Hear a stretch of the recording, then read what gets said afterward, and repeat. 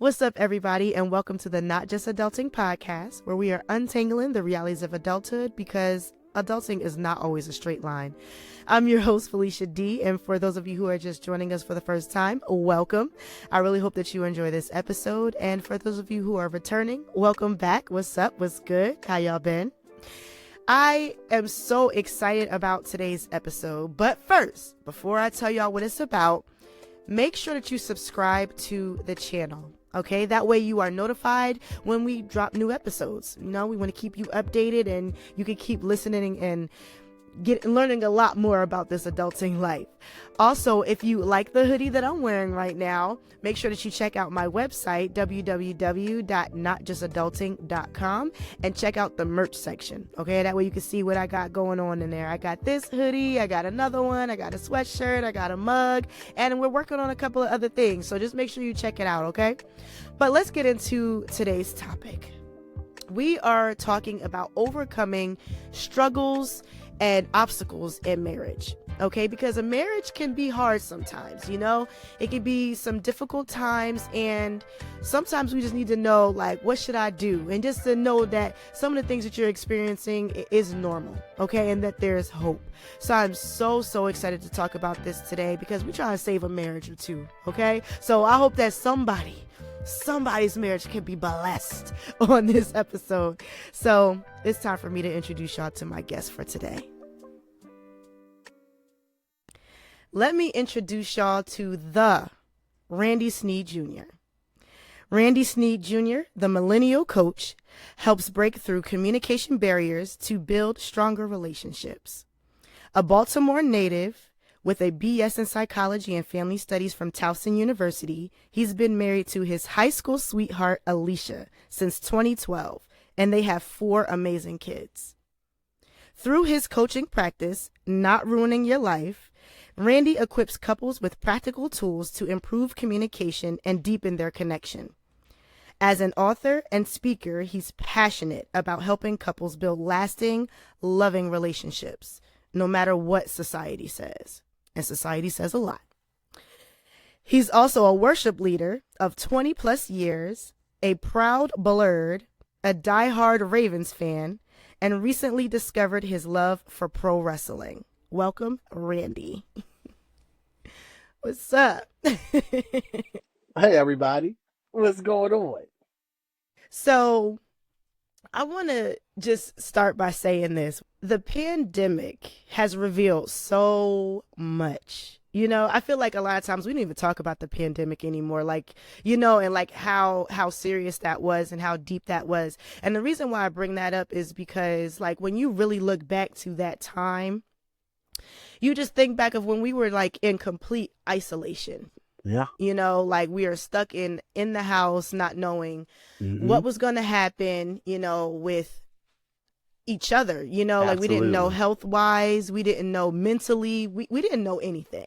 All we knew is that we were isolated, and a lot of people, a lot of couples were isolated together. Absolutely. And as we have come out of that season, and you know, we have friends that are married, I'm seeing now that they've overcome, they made it through the pandemic, but now it's just like that tolerance and that patience to stay together is not really there anymore. I don't know if we spent too much time on social media, you know, like during that time, and changing like our idea of what marriage is supposed to be, what it's supposed to look like. You know, everybody's, you know, Instagram famous or social media famous now, showing us what relationships are supposed to be. And a lot of people are just, they don't want to really stick it through anymore, you know? And so that's why I was just like, we gotta do this topic. We gotta. I totally agree. I totally agree. A lot of people realize how much they don't like their spouse. And it's like life, I say it jokingly, but you know, life can occupy you to the point where you're just working on like this automated, you know, autopilot, right? Where you're just going. But the pandemic made us pause. It made us stop, and it put us in each other's face. And when that happened, we realized a lot of the flaws in our relationships. And for some people, that spelled the end of the relationship. And for other Yeah. people, it was an opportunity to break down and rebuild. And what I've seen through a lot of friendships and from just what I've observed over the years is that it was really the breaking point to get us back to the core of what our relationships are, right? And you're right Mm-hmm. about the social media thing. And I've been on a tirade when it comes to social media because people have been disillusioned that the internet is real life, and Mm-hmm. it's not.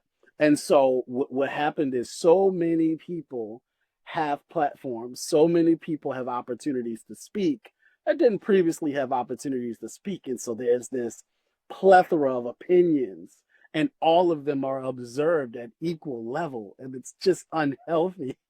And so Mm-hmm. because of Mm-hmm. that, the loudest, the most outrageous opinions are the ones that rise to the top and become viral. And then people think that these are the truths of society and relationships, and Right. it's just not true. And so because of that, people started going their own way. They started, digging into the self-love to the point that it was unhealthy. They Mm-hmm. started digging into their non-negotiables and saying what they are and what they aren't, who they are and who they aren't, and who they might be and who they don't want to be with. They were with them for 15 years, but all of a sudden they don't like that Right. person no more. All that stuff popped up during the pandemic. But for a lot of us, it was a wake-up call. It Yeah. was necessary, and that's what happened with us. It was absolutely necessary for us to be confronted with ourselves. There's a pastor I follow named Tim Ross, and he says that marriage is just a mirror of yourself looking back at you, telling you about yourself. you Ooh. know and it's like when you sit and just break that thing down for a while, it's like, okay, this is gonna take some time to really accept, Mm-hmm. because I am looking at the person that is receiving what I consider the best of me.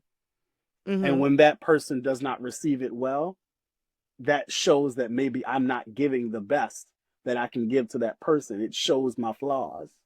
It shows my weaknesses. Yeah. And thereby now it inflames my insecurities. And so now we're going on this back and forth where we are just butting heads with a mirror image of ourselves, and we don't even know. Boy, that pandemic did a number Mm-hmm. on marriages. That's something that we would not have done on our own. Absolutely Like not. we would Yes. never have taken time. Like, how often do you get a chance to not Mm, be able to go to work? So you mm, have to stay home. You know what I mean? And like yes. really just spend that much time with each other. And I really do love the fact that you even brung up that quote, Yeah. because like that mirror right there, Yeah. like, oh my gosh. Yeah. Yeah. That's deep, because that is very true, Mhm. especially because you call each other out on stuff like, Right. and it's just like sometimes people don't like to be called out because they don't want Yes. to have to deal with the deeper, root of things, You have to like what might be engage with your causing that. flaws. You got to engage with your Yes. flaws, and you can't escape them. You can't run away.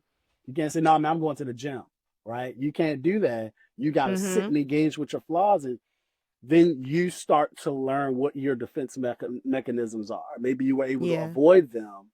Now you have to say either I'm offended by them or I'm motivated by them. You could be and with a lot of people that chose offense that ended up in the relationships, because Mm-hmm. they says, I can't believe that you can't accept the flawed version of me or the flawed version of love that I'm giving you, and I am unwilling to modify that to fit your needs, so I'm out. Yeah. Other people said, man, I realize now that I'm giving you what I thought you needed and what I wanted you to need, instead of giving you what you asked for. So now Mm. I'm going to respond to what you asked for, and I'm going to start reconfiguring how I show you love so that we can be more better enmeshed together for the rest of our lives. Mm-hmm. And I feel like that's the healthier method. Everyone doesn't take that way. More power to you. At some point, we got to confront ourselves. Self confrontation is huge. Yeah. It's huge, man. And it's not even just about marriage, but like I'll give you this point. When I was locked down during the pandemic, I learned more about my faith. Almost Yeah. more, almost, no, actually more than my marriage. I had used like the church so much to hold up my own faith, my own faithfulness to my Mm-hmm. faith. And so because I took for granted church on Sunday, Bible study on Wednesday, rehearsals on Thursdays, right? I'm at church at least 3 days a week, sometimes four, right? If I got a gig or something like that, then that's a Saturday or a Sunday. So I'm at church between 3 and 5 days a week. I'm engaging in the kingdom community all that time.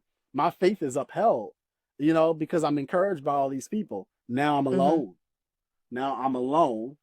And now I have to deal with my faith and deal with my foolishness, right? Deal with my flesh all on my own. Oh man, it took me back. It took me down. It took me down for a while. And so then now, if depression went up, because a lot of people realized who they were. Yeah. They sat in front of a mirror for 4 years, Yeah. and just Mm-hmm. stared at ourselves. We used to. How many of us can stand in front of a mirror and not start picking out our flaws? Right. Oh my gosh. The third week of my That's so true. therapy, the third week of meeting with my therapist, she told me, she said, stand in front of a mirror. She told me to stand in front of a mirror undressed and just look at yourself, right? Mm-hmm. And then write down how you feel. And for some people, that exercise brings them to tears, Me, right? I Yeah. had to do that exercise too. What did it make you feel? Woo. The first time that I did that exercise, I Yeah. was with friends. So I had clothes on, y'all. Yeah. I wasn't naked. But I did have to look in the mirror. Had to put Yeah. that out there. They'd be like, dang, that's deep. Yeah, I She did get, it did hey it for man, what's a couple hips between friends, right? right, listen. So one of my this was actually one of my friends that I met through acting classes during the pandemic, and she had me look in the mirror, and when I tell you, when she told me to do that, I literally I'm I literally looked to the side like this, and she was like, Felicia, look at yourself. And before I could even look forward, tears just rolling down my face, because all of the insecurities that I had, and it's like all of them. I Yeah. believe that in the interview that you did with your wife, um, on the Future Wifey show, you had mentioned like compounded, traumas and Mm-hmm. feelings that, Mm-hmm. and it's just like I had a lot compounded because I Yeah. had a lot of insecurities just growing up within myself that I never addressed. And so I couldn't even look, and I look and it's just tears going down my face. And I'm just like, wow, I can't even look at myself, because I Yes. knew that this was a different look than when I'm putting on makeup or Right. getting dressed real quick. It's like, no, you have to take the time to see you for Yeah. real, Yeah. And Yeah. it's just like, it was hard. Oh It my was God. hard. And so then she challenged me. She said, when you go home, do this again, Mm-hmm. take all your clothes off Mm-hmm. and look at all of you. Yep. And it was so hard. And so because I struggled so much with that, I did start a fast. And it was just like this was the most organized I've ever been in my life. And it Yeah. was a spiritual fast for sure. Yeah. And so I broke down every area of my life. And you know how on the Bible app, shout out to the Bible app, Hey. how they have the different plans that you could do. So you could just type Yes. in a keyword and it'll pull up the plans. And so I had a plan for every single area. So Oh, that's dope. finances, health, Yeah. physical, mental, career, Yeah. everything. I had a Yeah. plan. And I did really well with that. And it helped me to really figure out who I was, and like to see myself, not only how I need to see myself, but how God sees me. Yes. And it was so transformative, because it was just like it impacted my family. It impacted my marriage, Yeah. because I started to argue with my husband less. I started to listen to him differently. It was more active because I was not behind that defensive wall, like you had mentioned, right? And it's just like, it was life changing. But I did want to also mention Yeah. that I met with I have a friend, Yeah. and she and her family are all into gospel church. Okay. They're into a lot of things. I don't want to put too much information about them. I don't want Got you it. to figure out who I'm talking about. Okay. But something that was so deep that she mentioned to me was because they are part of the Church of God in Christ. Okay. So, like the church style is a little bit different than, some others. And so anyway, so she was saying that her family member was tasked with preaching Mm-hmm. and over Zoom, right? Oh, Because that's what okay. that's what Yeah, we that's what had. we was Like you doing. said, we didn't have nobody. We couldn't go Right. to the church. All of our safety nets were gone. Yeah. Everything that made us feel comfortable, that could Yeah. cover up some things, was stripped away. Yeah. And she was tasked with having to preach. But normally before she would preach, she would do praise and worship. Mm-hmm. And without being able to do she did a praise and worship still on the Zoom, but she Yeah. didn't have that response. So Yeah. she didn't have the organ. Doo, doo, Right. doo, Yeah. doo. Yeah. She didn't have the drums, beating Yeah. behind her. She didn't have the Right. amen. She didn't have any of that. She was just worshiping and singing, and then she had to preach. She could not stop preaching to then go back into a praise break. And so she, speaking of the imposter syndrome from the previous episode, Yeah. was just like, I don't know what to do. I don't know what to say, Yeah. because she Yeah. couldn't get that instant gratitude. Oh, I'm saying something good. Yeah. Yeah. She didn't have that. Wow. So then she had to like deal with herself and her own faith and faithfulness, because Yes. that's all she could do in that moment. So it was just, and so that's the first thing that came to my mind when I'm listening to you, and I'm just like, you're Yeah. absolutely right. And what really made me mention that is because you are a worship leader. Yes. And so Yes. it's just like, when you can't worship the way that you do, then you got to figure out, okay, if I can't do this, I have to be rooted and know who I am to be able to still do what I need to do.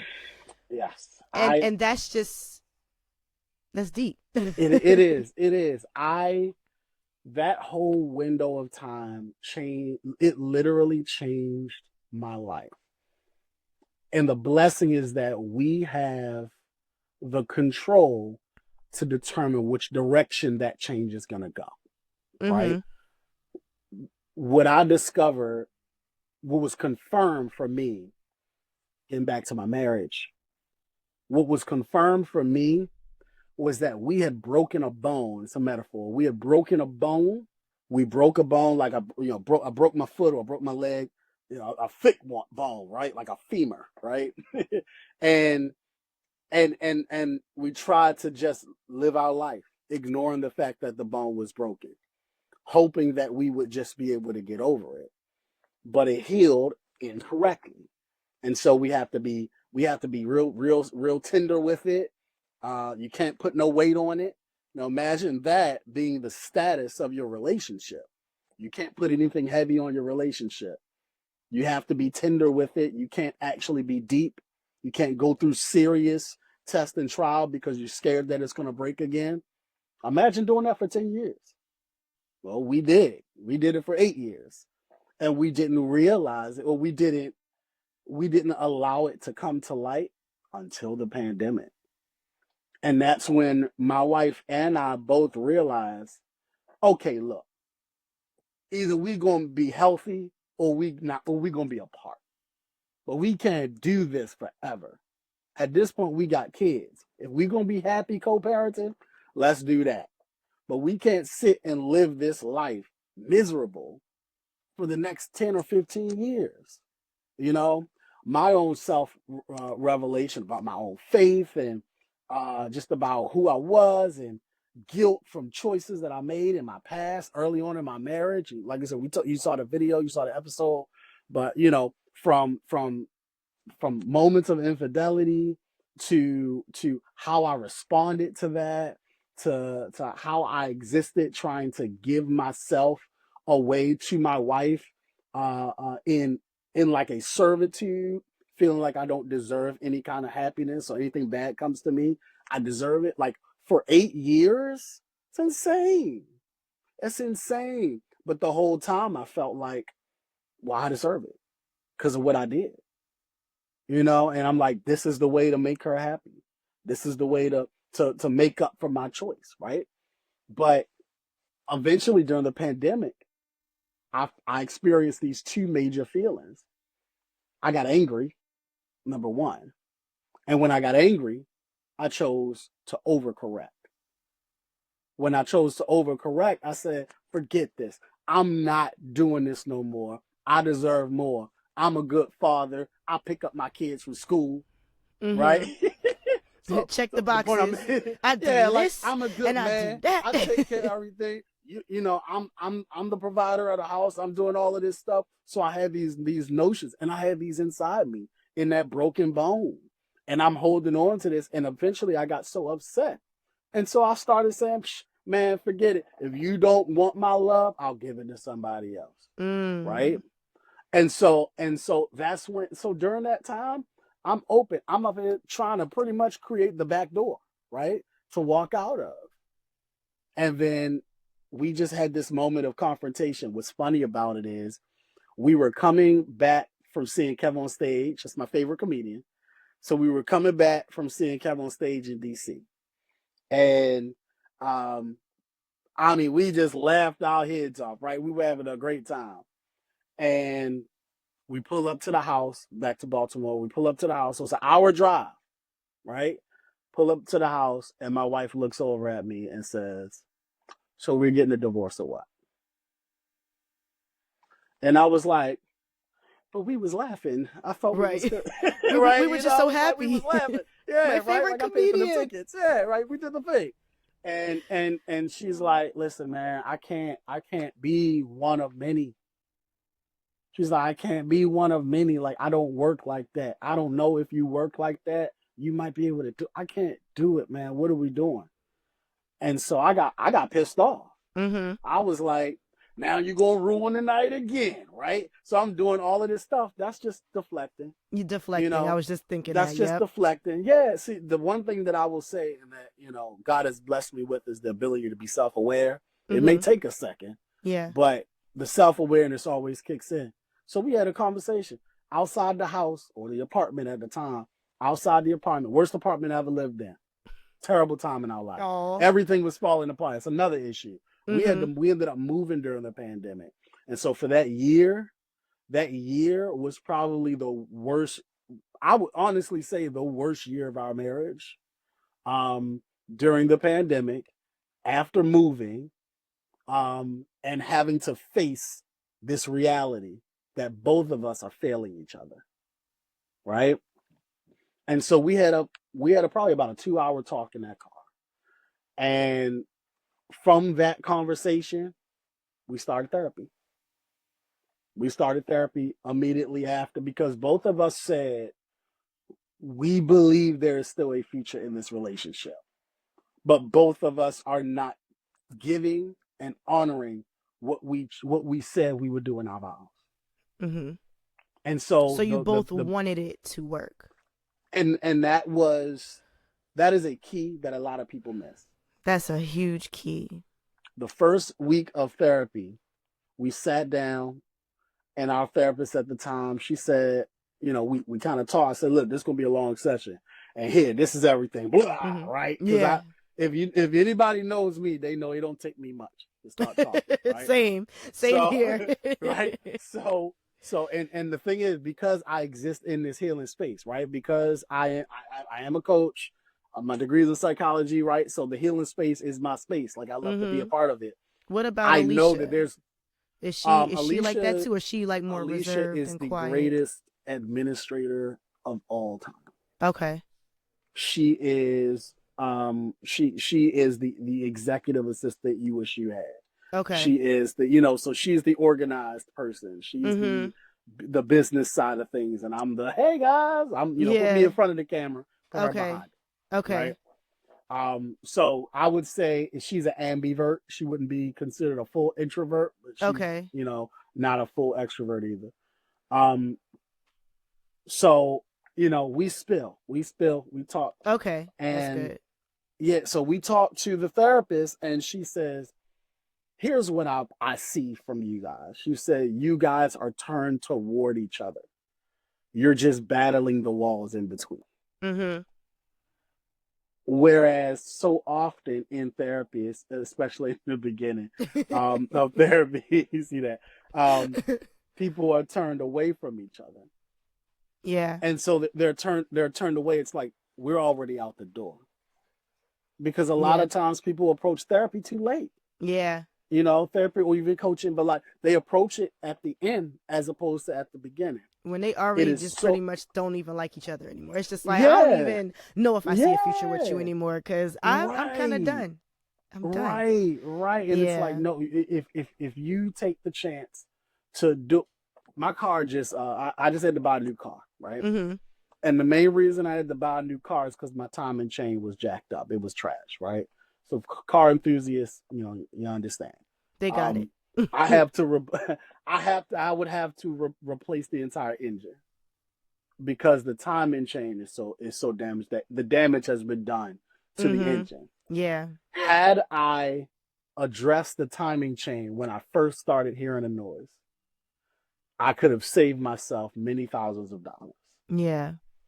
But because I chose to just keep on riding it, figure it that it would work itself out, not deal with a professional, I ended up causing myself more harm.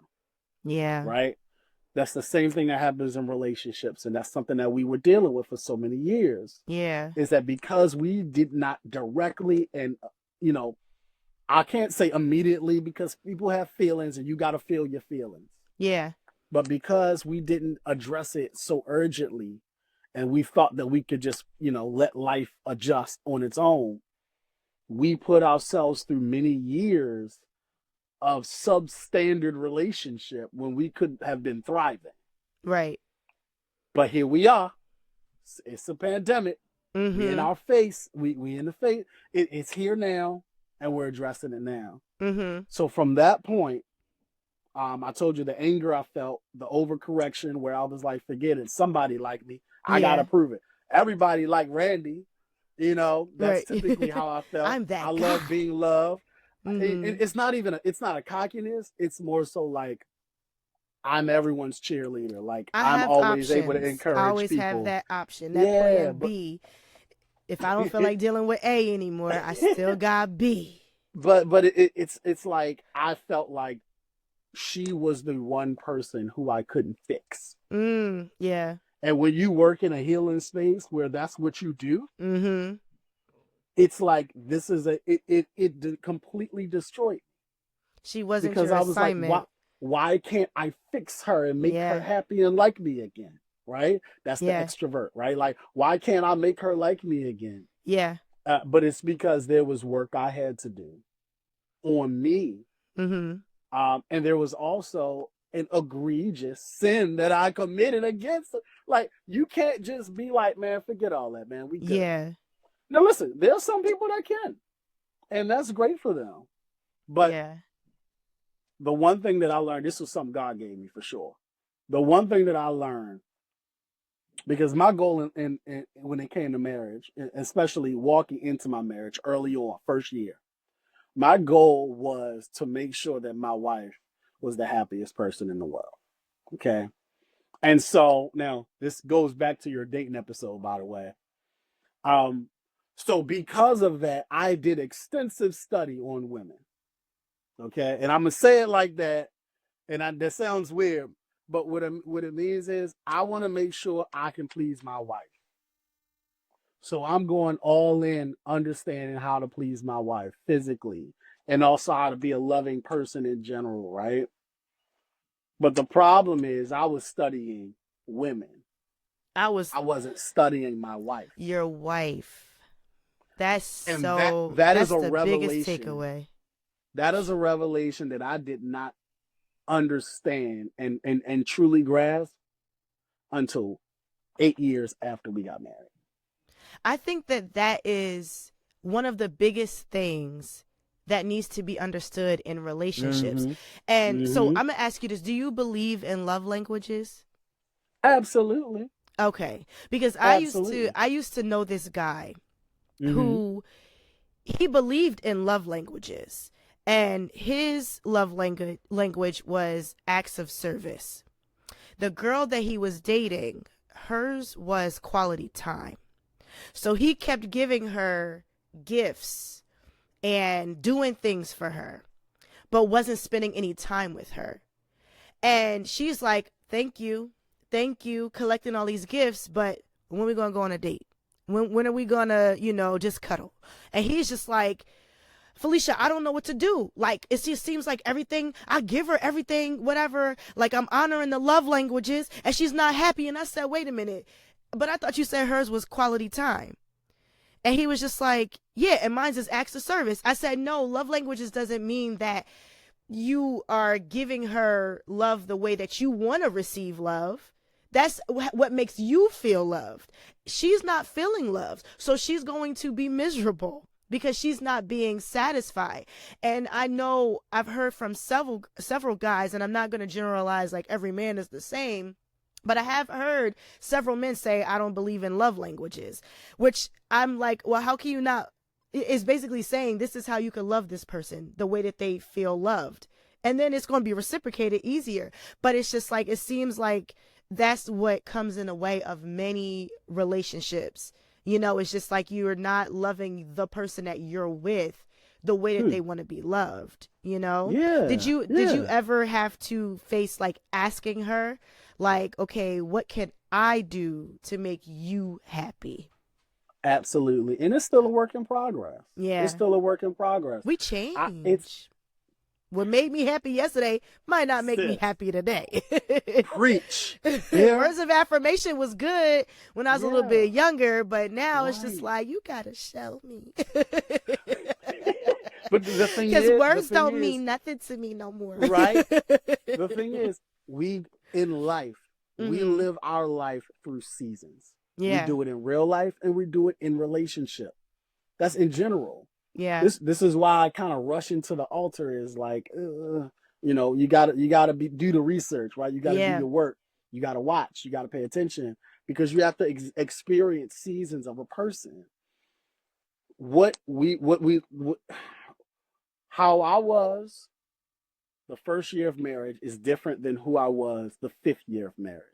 And that's different than who I was the 10th year of marriage. And that's very different than who I am in the 12th year of marriage. We continue to change and grow. This is why just getting data doesn't fix problems, right? Understanding a love language is receiving data. And then you have to do something with that data. This is where, and this is Randy's favorite word. Anybody that's been one of my clients, Randy's favorite word is intention, right? Because with that data, now you have the choice to be intentional about using it. And that's the thing that person was missing. It's about intentionally, or, using your intention to give that person the love that they desire. And anticipating that because you're in a healthy, rational relationship that they're going to reciprocate, right? So you take in the data and then your intention is, I want to serve this person in the best way that's going to fill their love tank, as that's what Gary Chapman would say, right? Mm-hmm. I actually went to see Gary Chapman. Hey, you want to know something funny? We went to see Gary Chapman that same weekend. Oh, that y'all was out in the car talking for about 2 hours, making life decisions. I think we were putting it all together, right? Yeah. It was just a build up. But I ended up going to see Gary Chapman. He was in the DMV area, so we went down to see him. But anyway, yeah. So my love language, my top 2 love languages, physical touch and words of affirmation, right? Mm-hmm. And now, there's that whole thing where all guys think that physical touch will be their number one, but no, that's just not sexual touch, right? It's not. I literally love hugs, Mm-hmm. right? Like that's one of the things that was such a challenge during the pandemic. I didn't have people to hug. Yeah. As a wrestler, Bailey, I'm a hugger. Like that used to be our thing. But like I love I like to interact with people, to connect with people. Yeah. I like to make physical connection. So anyway, my wife's is quality time. Okay. Right? Quality time, hands down. It's the top one. Now, Mm-hmm. giving and receiving gifts, I literally on the test got a 0. Mm. I have no interest in gifts. Okay. Right? So it's not like I'm not going to appreciate a gift, Right. but Like, thank that is you. not how I give love. That is not how I receive love, Yeah. because the connection that I make is the greatest gift to me. Right? Mm-hmm. Mm-hmm. So when I'm with when I was with my wife, I'm like, hey, I need you to break this down now. Once we had an opportunity to say we are in a rebuilding phase, right? Once Mm-hmm. we started our therapy, we had to talk in the car. I even spent a week away from the house, right? Stay with my Mm-hmm. mama, Okay. and then come back. We are in rebuilding mode. Did How y'all are we speak doing at it? all within that week?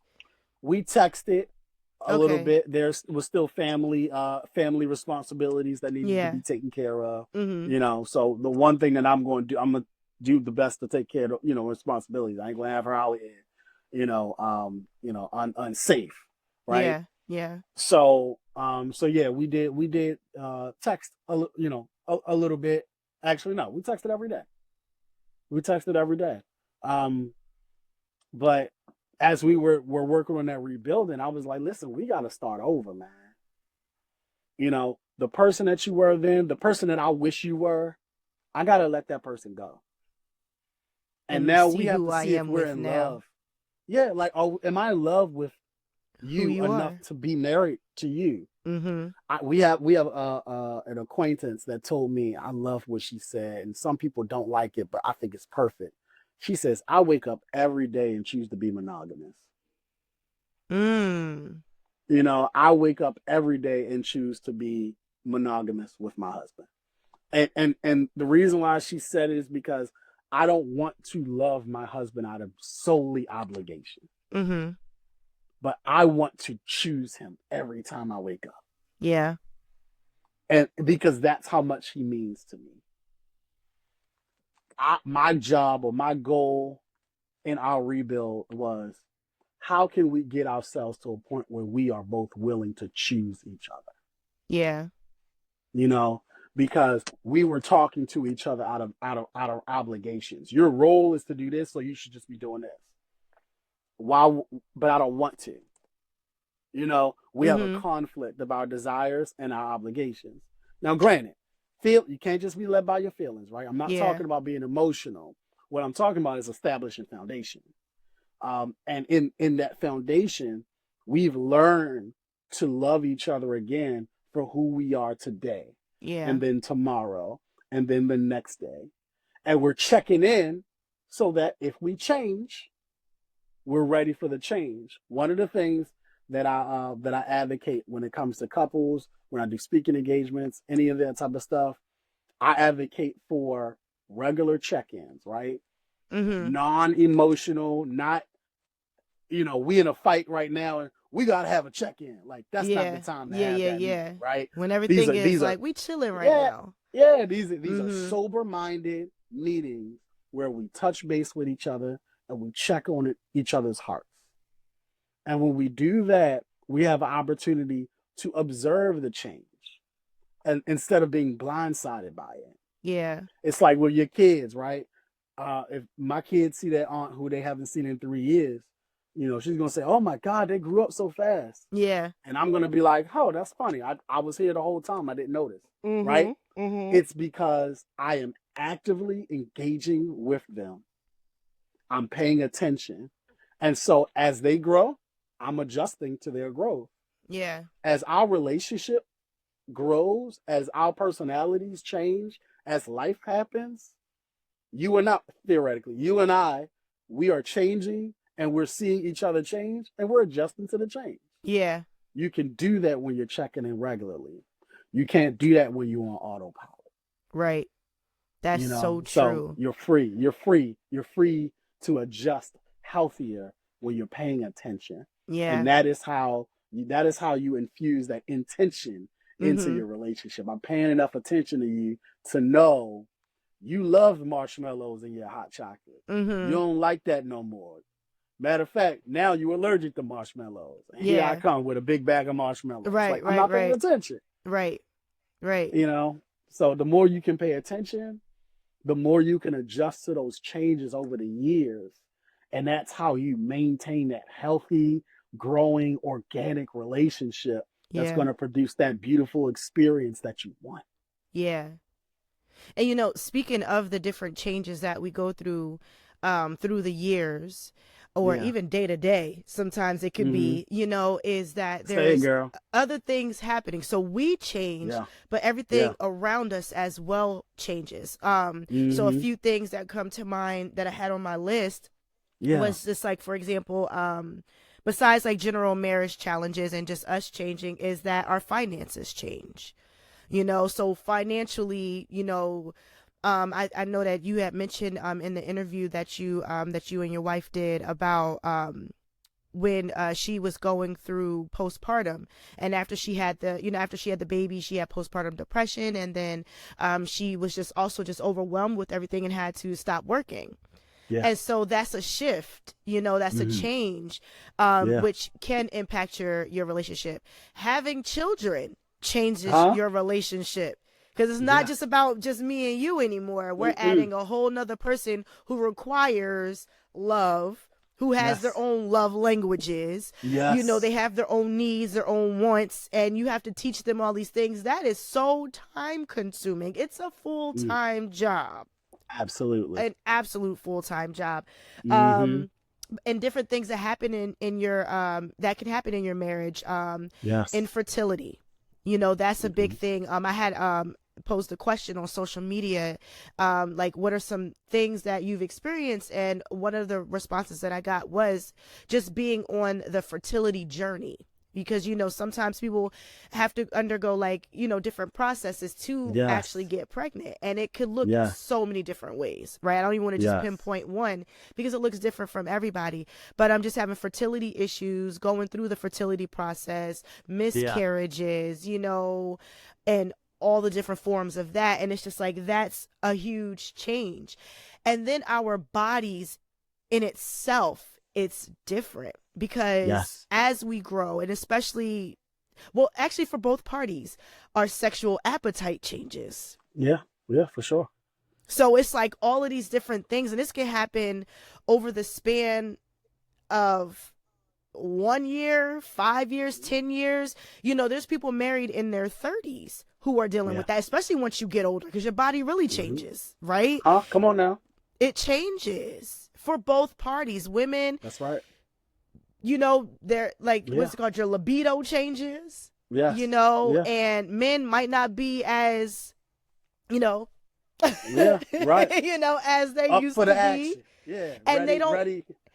yes, like I Yeah. had an older couple, well, older Mm-hmm. woman tell me, you know, that she was so mad at her husband because he just wasn't like, she didn't think he was attracted to her anymore. Mm. Which, you know, if Yes. you're not giving me that attention I want, my mind's gonna go, and everything that I could think of.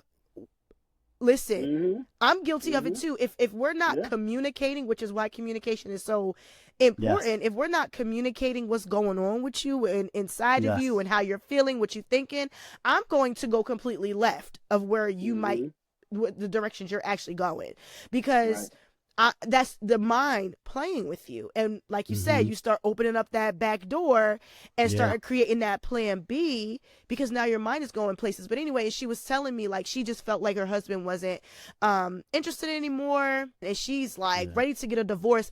Mind you, she's telling me this information and Right. she's not telling him. Mm-hmm. So then she found out that it was actually health related, right?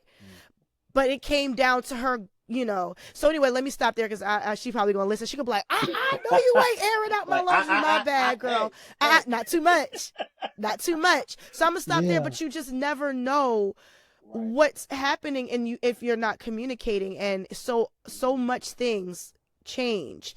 And if we're Yeah. not communicating with each other, we do sometimes get to that point to where we're just, like you said, just facing each other like, what's up, Yeah. basically, Yeah. because it's like now we don't like each other. So Yeah. with your professional expertise, and even just like with your own personal experiences, do you think that there is any coming back from, like, just both being on separate sides and kind of just like, I do. You I do? do. I Okay. absolutely do. I believe that there is a possibility for anybody to come back. And I know that that hits a spectrum of issues, but Yeah. it all depends on your threshold and your willingness. And if you're not willing, then you have to be okay with that. Yeah. My heart says, I want all the marriages to work. Everything's gonna be great. Like, let's do it. That's me. I'm the unbiased, optimistic, Silver hope guy. lining finding. Right? Yeah. Like, that's me. That's me all day. But what I learned over the years was that misguided hope is can be more dangerous, or as dangerous as that frustration, that cynicism, Yeah. because it's not going anywhere. I'm just gonna just believe it's gonna be okay, but I do nothing about it, right? So my hope has become more realistic because of the experiences that I've had and the people that I've met. Yeah. And so when it comes to that's why a lot of my hope strategies all have actionable steps, right? Okay. Practical tools. When it comes to those types of things, first of all, there has to be a willingness to move forward. Mm-hmm. It's like if I'm trying to teach you something, but you are in an unteachable space, then there's no point. We're wasting energy. Yeah. But if we're already connected, there was a point in our life where we were happy, and there was a point in our life where we were communicating well, and now we're not, and we don't know what happened. There's an opportunity for healing there. And I think that it's worth a shot if you're willing to take the shot. Yeah. Right? It's just there's a willingness and a desire to do that. When it comes like we've dealt with miscarriage, we've dealt with libido differences. Mm-hmm. We've dealt with those things as well. Like our 4 kids, one of them is our angel baby, Ashley. Mm-hmm. And during that time, it would be very immature, uh, inconsiderate, and the opposite of intentional, and caring for me to be trying to push my wife to have sex. Yeah. Right. Like, Right. it's okay, we'll try again. Right? Yeah. Everybody can't. There are people that literally live that way. They have that mindset. Yeah. They process things that way. You have to let them be that way. But I am a student of my wife. Mm-hmm. And And that's being a student of such a my hard thing wife, to go through. yeah, And you it have to see is. that. Mm-hmm. There was so many times where even she was checking on me like, hey, are you okay? You haven't had time to cry because I just been balled up, Yeah. so are you okay? And I'm like, hey, I'm good. God has allowed me to process this the way that I can, because I am able to support you while you're processing it the way that you can. And so while I'm able to keep moving and grab the kids, take care of the kids, feed the kids, cook everything, and all of that, while she's grieving, my grieving process was more active, and that's okay. But expecting everyone to observe crises the same way that you do is a very unhealthy way to go about managing a relationship. And I think that's one of those issues. You talk about finances changing. We had an issue where there was a significant drop in income when my wife stopped working, but then she stopped work. She stopped working for the next 11 years. And she homeschooled the kids, so we were able to make adjustments. Right? I put a post out the other day. The ability to make halftime adjustments. That's a football term, but the ability to make halftime adjustments, can be life changing, right? It can be life saving. It can save you because you're able to be flexible to adjust when sometimes those of us who have those rigid personalities, those rigid and structured personalities, it's Mm-hmm. really hard for them to make adjustments because they expect things to go how they plan. Mm-hmm. Um, and so we were able to make adjustments. So now we don't have to pay for daycare because my wife's staying home, right? And so we're just going to live our lives that way. She homeschooled the kids up until my oldest was in 5th grade.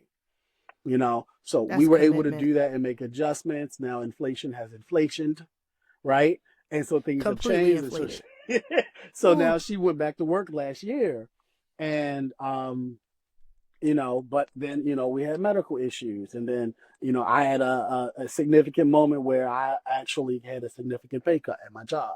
And I had Okay. to accept that pay cut. About, I would say, I'd say significant, more than $10,000 a year, of a pay cut Wow. at my job. And so this is right where kids is going back to school. So what are Right. we going to do? Am I going to crash out and just forget about it? No, it's time to make more adjustments. Yeah. The more you can be flexible in a way that promotes health, the better off you're going to be.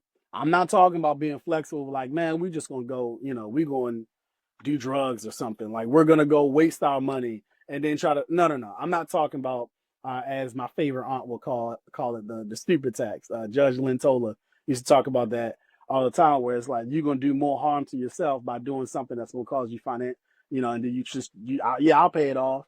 She used to make the joke about getting angry and punching a hole in the wall, Yeah. right? Well, now you gotta pay for the hole in the wall, Right. right? Yeah. But Yeah. the argument that you was angry about, y'all was talking about how you ain't got no money. Right. You know what I And mean? So now new you done expense. caused exactly, right? So that's the stupid tax. So so when you're engaging in things that are going to cause you more harm, no, I'm not telling you to just adjust to those behaviors. Yeah. But what I'm saying is, if we can maintain a level of hope that can help us start establishing goals, then we can take steps that'll brighten that future that seems so down. There's a statement that someone made. We went to a church. Erwin McManus was the pastor of the church in Mosaic in California, and they were talking about how they built the church. And there were significant hardships and obstacles that they were dealing with. And I took this statement as a line that resonated with my relationship. And what she said was, throughout the entire time, it seemed impossible, but now that it's done, it seemed inevitable. And that needs to be on a t-shirt. Woo! Right? It's just like, let that breathe for a second. I love Right? that. Now that it's done, it seems inevitable. So with the walls that come up in front of your relationship, we have to remember that we are a team facing this obstacle together. Mm-hmm. That's what my therapist was talking about when she said, you guys are facing each other here. You're turned toward each other. Mm-hmm. You guys are maintaining that team effort as opposed to making each other opponents. So now we can battle this wall together. We can battle this obstacle together as a team. Now, when you bring up a new idea, it's not you usurping my authority as the man of the house. It's you coming up with something creative that can help me accomplish the goal that we have because we're working on it as a team, right? Kev on stage, he was on Breakfast Club, and he was talking about how when they left Tacoma to go to California, he was like, yeah, just leave the house. Let it go into foreclosure. All the houses go into foreclosure, whatever. Mm-hmm. And his wife, Melissa was like, or we could rent out the house and have some income. And he was like, yeah, that's a good idea, too. That works, too. That works, too. But it's like, she was not challenging him. She was using that God-given gift of administration and wisdom to come up with another idea. And I think so often this battle of the sexist culture that we've kind of built up in social media, which is not the real world, we have now turned everything into competition, as opposed to cooperation. Black women are our partners. They are not our enemies. But so much of the social media will have you believe that black men hate black women and black women hate black men, but that's just not the case. If you look at statistics, DeVale, was it DeVale or Kadeem? No, DeVale. He was on a podcast and he was talking about the same thing, and he was like, 85%, or it might have been more, a little bit more, of black men are married to black women. Wealthy black men, same percentage, married to black women. It's not what you think it is. And you assume, that whole idea of, wealthy black man got a white wife or something like that, or non-black wife. But it's statistically, that is not going with the trend. But we are so mixed up by these argumentative moments on social media that go viral that we miss out on the truth of the matter. And I think that we have brought that into our homes. Yes. And so when we start 100%. overcorrecting, because you know I can go, but when we start overcorrecting, we start thinking that, oh, I have to assert myself. I gotta make her cooking clean. Oh man, I'm the chef of the house. Randy is the chef of the house up here in Baltimore, right? Like I cook all the meals. And if you think about, and the ironic part about that is, if you look at the top chefs in the world, typically they're male, right? But we have this thing where it's like, that woman better cook and clean, right? You know what I'm saying? But you know, ironically, there's that. But it's like, no, man. Like, what works in your house? I work all these hours. What's y'all's strengths? Like, what's your strength and what's your weakness? What's hers? And then y'all. Yes. Yeah. We create our way, not the way. We create our way, you know. And so me and Alicia, we've been having fun building our relationship back. And yes, it requires some tough conversations. Yeah. And yes, I am still consistently taking and acknowledging responsibility for the choices that I've made. And so is she.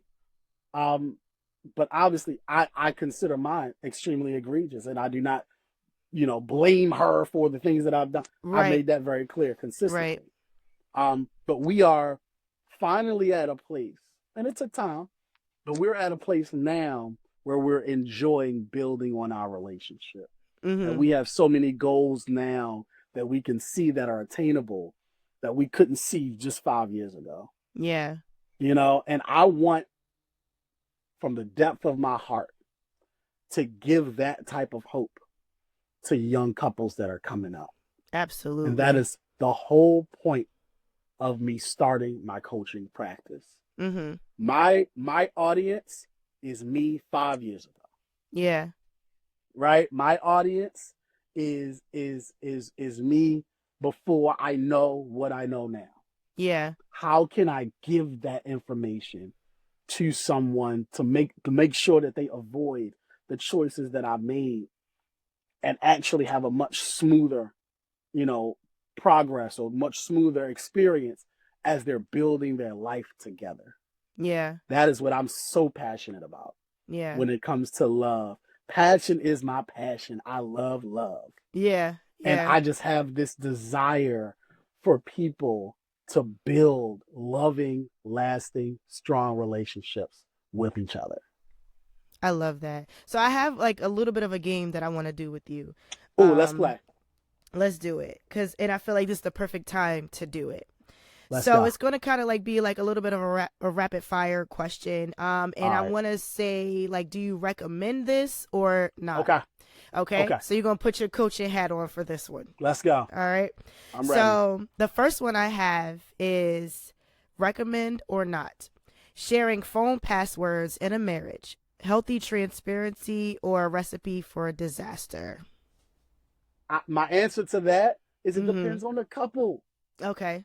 And the reason why I say that is absolutely fair. There are so many couples that live that life where they say, I don't check his phone. I don't need his password. Don't give me a reason to want to, you know, like, by doing that, it's making me think that maybe there might be something going on, right? Yeah. On both sides. Yeah. If someone is very adamant about giving you their password, it's like, well, what you trying to hide? You must have another phone. Right. I got two phones. Yeah, like, no, not the burner phone. Right, but the burner. But I will say that in times where you are recovering from a betrayal, then you're gonna probably have to give that password up. Okay. And you're gonna have to create that time to rebuild trust in that relationship. Yeah. I think that is a healthy exercise, but I think that it is unfair to make it an absolute in a world where personalities just don't line up like that. I know plenty of people that's like, yeah, we share fine, ain't nothing to hide, whatever. And I know some other people that's like, I don't want that password, please. I don't even remember my password. Please don't give me theirs. You know, and that's how they live it. So I don't want no reason. If you're gonna do it publicly so I can leave you. Yeah. You know what I mean? Right. Don't be sneaky. Just go ahead, just do it publicly. because I'm never gonna find it. You're gonna have to hit me in the head with it. Yeah. And they rather live their life that way. And instead of being so worried, you got to know yourself. You have to know your anxieties, right? Yeah. And your Yeah. insecurities, because, and there's another Lintola line, you don't want to live 364 days of your life worrying about what they're going to do on the 365th, right? Yeah. Right? Yeah. That makes sense to me. Yeah. You So waste so much life that way. You're going to waste your life. So I'm sorry, it's going to be depends. That's perfectly fine. That should be an option too. Yeah. Because that's real life. And I totally agree with everything you just said. Thank Okay, you. recommend or not. Sleeping in separate rooms when one spouse snores, smart solution or potential red flag? Smart solution. That's silly. It's silly to make that a red flag. You are not going to end your marriage because you want to get some sleep. Right. I have obstructive sleep apnea. My snore is loud. I'm actually, this first quarter of 2025, my business is actually slowed down so that I can deal with my health. I've given myself grace for that. Yeah. So as a person experiencing that right now, yeah, baby, go ahead and sleep in the other room. Matter of fact, I'll go sleep on the couch. Right. So I'm not. Right. Because that is, oh my gosh, that snoring. Listen, woo, that snoring. It's really bad. Again, I have obstructive sleep apnea. I had a CPAP machine for a year and a half. I'm about to probably get another machine. Okay. It sounds crazy. I sound like I'm dying all night. That is not easy for someone who deals with anxiety. Yeah. To be able to sleep. And she needs or to sleep. If they're a light sleeper. Because, baby. Yeah. Woo. So recommend. Go lay I down. recommend that too. I know some people who might not be married yet or may not, be living with someone else. Trust me, recommend, and please do when it's time. and I don't know if it's in another one of those questions, but I feel like so many people create some of these red flags out of their own fears or former failures. Yeah. And so they create these things saying these are rules that have to happen in relationships. When really, no, this is something I got to deal with. It's right? situational. Them sometimes, them sleeping in another room does not mean that they're gonna be, DMing somebody. Right. They should be in their sleep. right, exactly. Like, hey man, just go to sleep. Like, don't stay up worrying about so much of that stuff. You're making it up. You're fabricating it, and you're hurting yourself in the process. So that's it. Okay, so number 3, recommend or not, couples therapy before marriage, even if there are no issues. Is it proactive or unnecessary? And I already know what you're going to say to this, but go ahead. I absolutely recommend it. I recommend couples therapy and also marriage coaching, premarital coaching. I know a guy. I completely recommend it. This is preventative maintenance. This is an opportunity. When I work with my couples, I work in a program called Prepare and Enrich. And in this program, I actually do an assessment. We do this with premarital couples, and I do it with married couples, where I do an assessment, and it actually prints out a report, and it's like multiple page report. It's a lot of questions, right? And it prints up a multiple page report. It talks about your background. It talks about where you guys agree and where you guys disagree, things you guys should talk about. I create a complete report for you guys, and we're able to kind of iron stuff out. Imagine if you already knew ahead of time, how you're going to be able to deal with some type of obstacle. That was one of the things that we did not have when we got married. We got married young and we knew each other forever. So we figured we was good, right? Everybody loves us. We love each other. Everything. Yeah. And then within 1 year of our marriage, we in the dumps. Why? Because we were not prepared to deal with the obstacle that we experienced in our first year of marriage. And realistically. Yes. So, I'm actually, and I'll hint at this, but I'm working on something that's going to be dealing with that specifically, dealing with things that I wish I knew before I got married. Yeah. To help have those conversations started. Yeah. To work through those things and develop that handbook, right? That manual, for that personal manual of this is how we gonna deal with this. Yeah, absolutely. Absolutely. Yeah. That's gonna be very successful because people need to know Oh, thank the you. tips and the secrets. Yeah. Yeah. Number 4, Let's excuse go. me, recommend or not. Social media check-ins with your spouse. Cute way to stay connected or too much oversight? Hmm. I don't know what that is. Um, I don't know what that is either. I got this okay, question online. that's fine. You know what? No. I'm gonna take it the way I think it is, and I'm gonna say too much oversight. Mm-hmm. And again, I need let us live our life, right? Yeah. I don't want social media to be how I manage my marriage. Which one did I do? Okay, number 5, and we got 2 more. Recommend or not. Keeping a relationship budget for date nights and surprises. Is that romantic playing or forced fun? I think and my wife would agree. I think that is a great idea. Mm-hmm. I think it's a great idea to have a date night budget, to have a surprise budget. Again, I don't know what you're doing as far as the surprises, but Right. I think it's very responsible. So I think that's totally fine. Mm-hmm. Yeah. So you can avoid Easy answer for other that one. conflicts for sure. Yeah. Because we fighting over money. No, Because man, no. We money, up ooh, everything. But if you're doing like those Dave Ramsey plans or anything like that, yeah, you got to have a little envelope of stuff. So yeah, absolutely, please yeah, plan it out. Because if you plan it absolutely. out, also, if you plan it out, that means you're going to do it. Yeah. And that's the other thing. If you're budgeting for it, then you're more inclined to do it. It's Mm-hmm. just like they say, if you pay money for the gym, you're more inclined to actually go to To the gym. actually go. Yeah. Yeah. So if I'm budgeting it, then it's not going to be 6 months, and then you're going to be looking at your spouse like, man, we haven't been on a date in forever. Yeah. So I Which is totally super agree. important. Oh You my have to God, keep dating. absolutely. Talk about it, girl. You have to keep dating. Like you have to keep dating, and not only do you have to keep dating, but you have to have a date where it's pleasing both parties. And sometimes you Yes, might have to go on a date that you're like, I'm not too fond of this, but it makes my partner happy.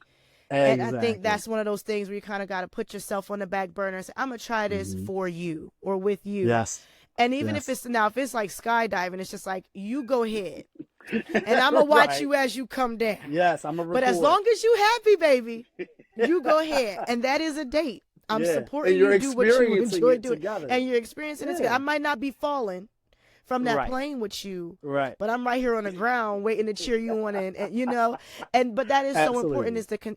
is to keep dating each other. And that's Hmm. something that I am trying to get better at in my marriage, because my Yeah. son is 1.5 and this is our only Okay. child. So like Okay. we are like doing this first time parenting thing, like, are we Yep. doing this right, are we doing that I right? get And it. so that is important for us to keep coming back around, like, okay, wait, we need some time. So we are working on Yes. that, because Yes. I experienced postpartum anxiety and Okay. a little bit of depression after I had my son. So it's like Hmm. I'm in a better space now, and now I'm like, okay, I got to do better, Awesome. because it's going to help Awesome. everybody in the household. So Yes, it is. yeah, that's definitely smart planning and romantic. Hmm. Recommend or not, scheduling intimacy like a meeting, practical or kills the romance? No. It's okay. So here we go. I felt in my heart that this was the next That question. this is And going to guess be what? it. And guess what? Recommend. Completely recommend it. I completely recommend it. Especially if you guys are having a challenge with it happening organically. Mm-hmm. It is okay to schedule sex, right? It's Yeah. okay to schedule it. That does not kill the mood. You may think that's the case, but it's not like you may not necessarily have to put it as a time like, okay, so we're going to sketch you in between 6 and 7:30. Yeah. Yeah. Like Yeah. I ain't necessarily saying that, but like, Yeah. this is your day, this is my day. Because when you're dealing with me and my wife have done it. We've had multiple seasons where it's worked out for us. Okay. Because during our time of rebuilding and healing, one of the things that we discovered and officially got diagnosis for was that my wife had anxiety. Mm-hmm. And for someone with anxiety, spontaneity is more of a mood killer Okay. than you think. Mm-hmm. And so when you're dealing with spontaneity, and again, studier of all romance, right? But I'm trying to work out these ways to do it, and the innuendo is not working, and and now she's feeling frustrated, and now she's overwhelmed, and not only is she overwhelmed, so now she's overwhelmed because I'm overwhelming her, and then she's also frustrated because she's not catching it, and so now she is hurting. She is hurting because she's disappointing herself.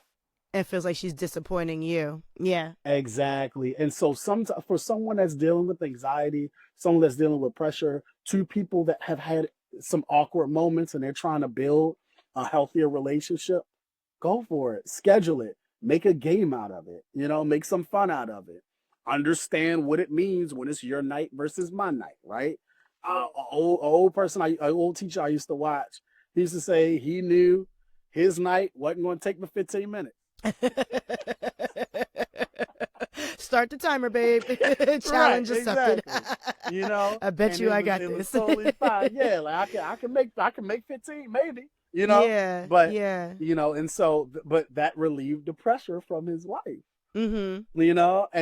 And so he knew that when it was her day, that he knew that he was actually working on it the day before. Yeah. And there's little soft, small things that he's doing to build that mood. I think it's more unhealthy to expect one member of the family, so one spouse, to carry the load of the romance of the relationship. And always be the one to initiate it. Yeah. Yeah. Right? It's like I'm not saying that I want my wife to never have to initiate or something like that. Or she always wants me to initiate. It's not about that, but it's like I want to be able to receive intimate love. Yeah.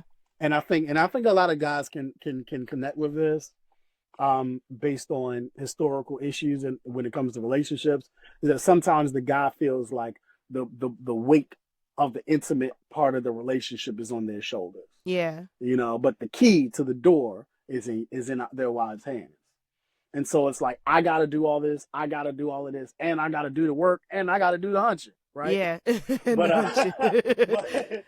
But truly, the goal is for us to maintain this healthy romantic experience as a phase of our marriage. It's not a task. So don't make your spouse feel like they're a task. Yeah. It's not a job or just an obligation. Don't make it like that, because that's going to be the mood killer, not the schedule. Yeah. It's the feeling that I got to do this instead of I get to do this. Yeah. So we have to kind of change our lens a little bit and remember, hey, like, this is a blessing. This is a great opportunity. I get to connect with my spouse. I get to make love to that woman I've wanted to make love to all my life and want to make love to for the rest of my life. Yeah. This is going to be an experience. I can't wait to do it on Tuesday. Right. On Tuesday. And if you're not in the mood on Tuesday, talk about it so that your partner does not feel rejected. Because once they get rejected, it's like you might have a hard time initiating or having them initiate, because now they feel like you don't even find me attractive for real. Like, what's happening? Jimmy Rollins, he's a pastor. He's down in Florida. He was up here in Maryland first. He said that what they used to do is, if there's a moment where you're not feeling in the mood, then you set the rain date. You know what I mean? You set it up, right? The rain check. So hey, like, I think he said 48 hours. Somewhere within 48 hours, we gonna take care of business. Yeah, take note of that, y'all. Today, 48 hours. Come on, for some That's people, important. depending on how old you are, 24. But if it has to be that 12. way. And again, there's some people that's like, whenever they want it, they can have it. Yeah, phenomenal. Yeah. That doesn't make that right. That makes it right for them. And so again, as a studier, because that's one of the places I got lost in during that whole overcorrection season, where I'm like, I know all these people that's giving it up whenever. How come you didn't get? Man, listen, they didn't push my kids' heads out of their vagina. You know what I mean? Like, yeah. So I got, like, they don't deal with my snoring. They don't deal with my nuances that make me who I am. Exactly. They just the person that's DMing me because we all on it. Yeah. Right? Respectfully. Right. Sorry, we got podcast. It's fine. But, listen. That's right. But Go so there. when you're dealing with that, and I used to tell a friend like that who was kind of dealing with something in that marriage, I was like, bro, she don't smell your feet. Yeah. Like she just DM you. She see your pictures. Yeah. You know, Yep. or FaceTime or whatever they was dealing She with ain't in see their your relationship. toilet or your Exactly, bathtub. right? She don't know how you clean up at night. She just like Or don't. the kind of work you do. Yeah, right. So it's easy. It's Yeah. easy to say they treat me better. Well, yeah, of course. They don't know the whole you. You know, they know this representative that you're putting out. You know, because you're Yeah. not even being yourself. So, Yeah. you know, back to us, yeah, man. Whatever you have to do to show your lover that you are interested in loving them, not just using their bodies as Yeah. a toy, then that's what you do, and Yeah. you do it with all the love and all the excitement that you can possibly have. That you could possibly bring to the That's table. oh my God. That was a word. All right, last Hey, one. last Recommend one. or not, vacations without your spouse, healthy independence or a slippery slope? Recommend. Absolutely. Mm-hmm. I can't wait to send Alicia on a girls trip. Mm-hmm. Just gotta, find some girls that's down. The Yeah. way it's gonna make it out the group chat.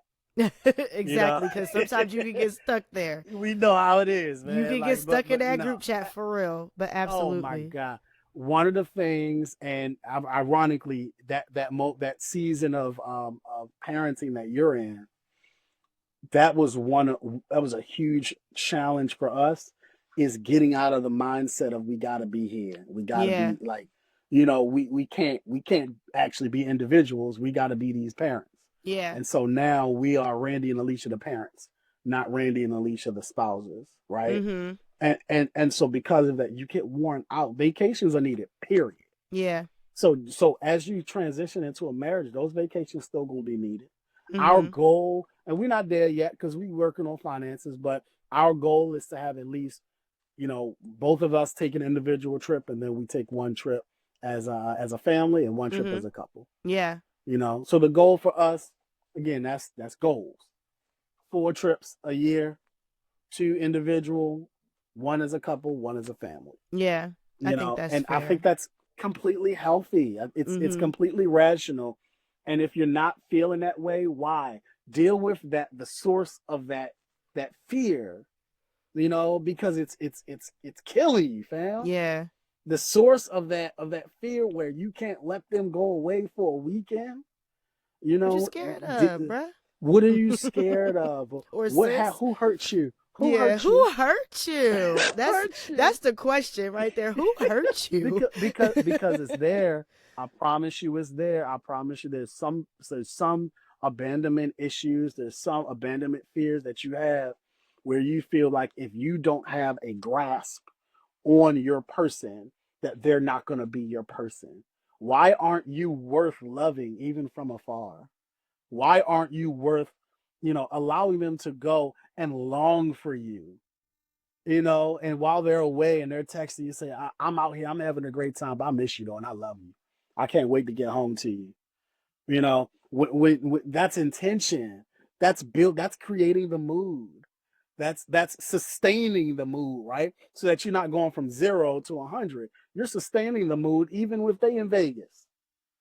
You know what I mean? But we still, that love is still there. So when I come back, I don't gotta, turn the car and let it warm up forever. And then, no, like Right, we here. I can't exactly. wait to come here, baby. Jump in my arms when I get in the We house. don't got to schedule it when you come back. Yeah, hey, come on now, because you know what the schedule is when the You already plane know what lands. time it is. Come on. So please, That's like, true. we have to be looking a little bit more ahead than our insecurities and our fears allow us. And that takes what? Intention. Yeah. You got to be intentional about it. Yeah. You got to be intentional. If it's one thing I learned when it comes to having a healthy marriage, it's being extremely intentional, being very vulnerable, and being flexible. And when I say flexible, I mean being able to adjust how you communicate, because all these 3 things are dealing with communication. If we can talk, we can figure this out. Mm-hmm.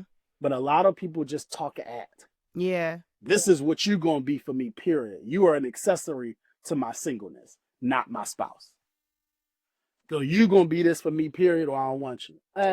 I would rather us be this than you be this for me. These are the benefits of marriage. These are the fruits of marriage. I have a person I can do life with healthily, who knows the depth of me and will not use it against me, but instead use it as an opportunity to build a better me with me.